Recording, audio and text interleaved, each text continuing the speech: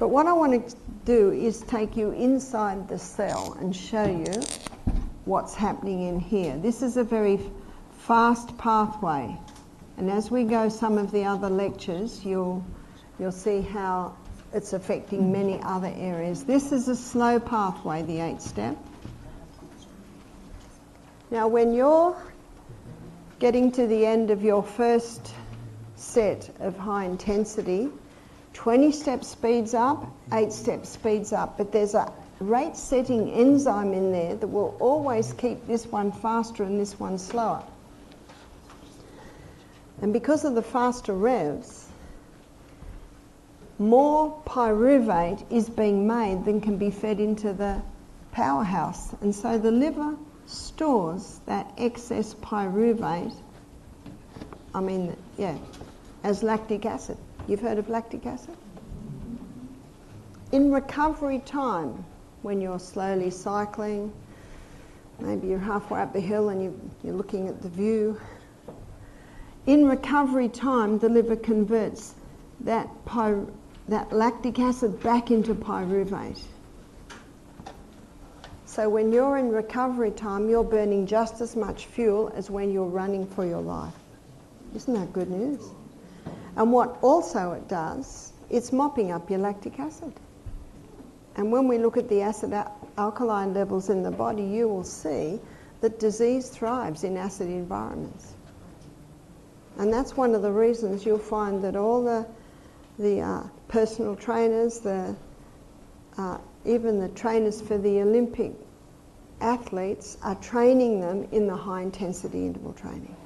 And they find even for the longer events, the 10K swims or the big triathlons, this is the most effective way to prepare them for it. And in the Olympic Games, you've got the best from every country. Sometimes they've been training for 10 years. And what this does, it gives the edge. It just gives that little bit of edge. And because of what's happening inside the cell, I'm so thankful to Dr. Doug McGuff. His book's called Body by Science, because he takes you inside the cell and shows you what's happening inside the cell. But it gets even better.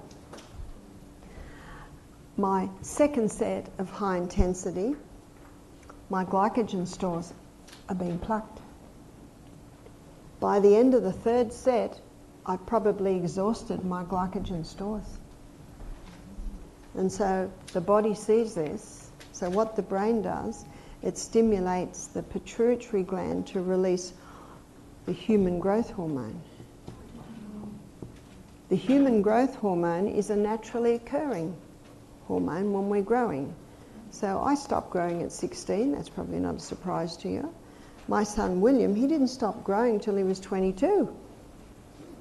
So the human growth hormone goes into retirement when we stop growing. And when we're running out of fuel, running out of glycogen stores, the brain causes a release of human growth hormone, which activates hormone-sensitive lipase. Hormone-sensitive lipase is an enzyme that breaks down fat. And in my next lecture, when we go through our gastrointestinal tract, and you'll see where different foods are broken down at different stages, you'll see that the body releases lipase at certain points to break down fats. So what fat does this lipase break down? Our fat stores. So my daughter, she's got 7 children. She lives in Wisconsin. And in her kitchen cupboard, she's got jars of, you'd call it quart jars of lentils, chia seeds, nuts, And when they're running out, she sends the children down to the basement where she's got big stores. So that's actually what's happening when we run out of our kitchen cupboard stores. Then we go down to the basement. And the human growth hormone releases hormone-sensitive lipase that starts releasing those fat stores. And the human growth hormone causes the body to stop burning glucose as fuel and becomes a fat burner.